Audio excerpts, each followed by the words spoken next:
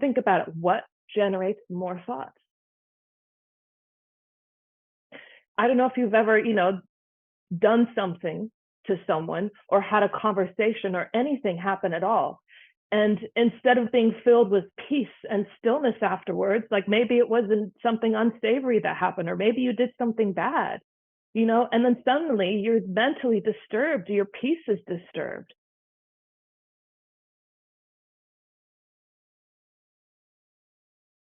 You have more thoughts running through your head.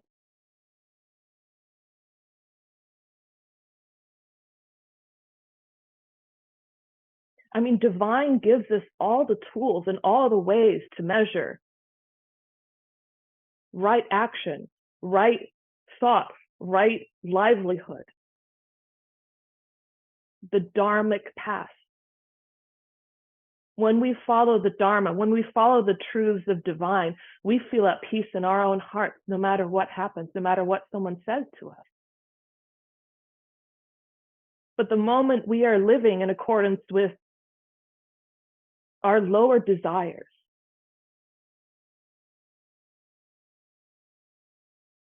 and believe it or not, sadness, depression, frustration, self-pity, these are desires. They are the ultimate manifestation of desire from my perspective.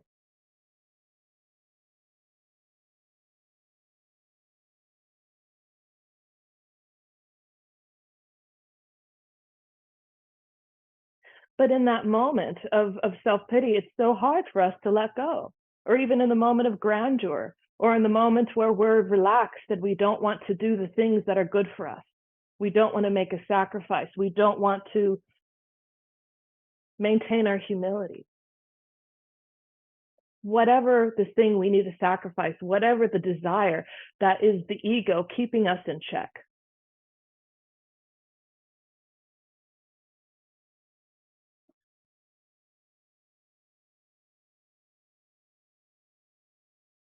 Right? Nature follows the fundamentals. Nature has consciousness, consciousness that exceeds our own until you are enlightened. And what does that mean? That means that consciousness orchestrates all of our existence.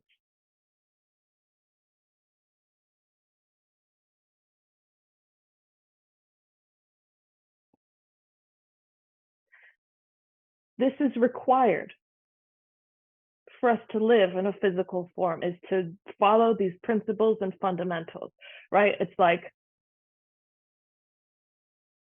if your body temperature exceeds a certain temperature or is below a certain temperature, right?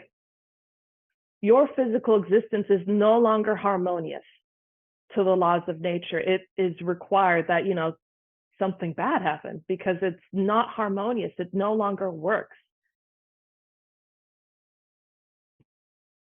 If your body reaches too high of a temperature, you can die because there are certain parameters that nature has given us. The consciousness within nature has given us to work with.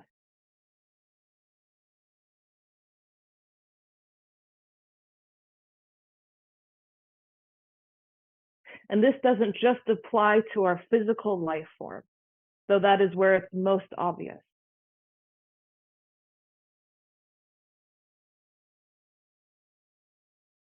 This is the same resistance we feel when we want to do something good.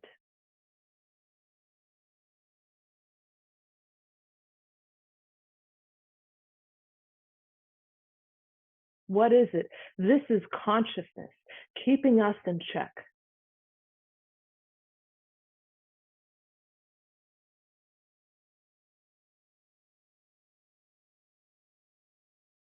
Because it doesn't require more energy to stay within a certain level of parameters. It requires more energy if we want to exceed, transcend those parameters, if we want to elevate in consciousness.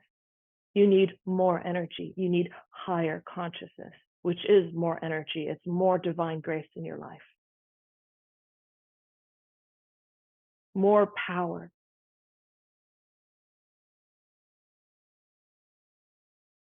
And whatever power we have, whatever power that is able to permeate through us, through that filter system, is exactly what determines the reality that we live in. It determines our thoughts, it determines our emotions, it determines our happiness, our relationships, our jobs. It determines our finances, our health.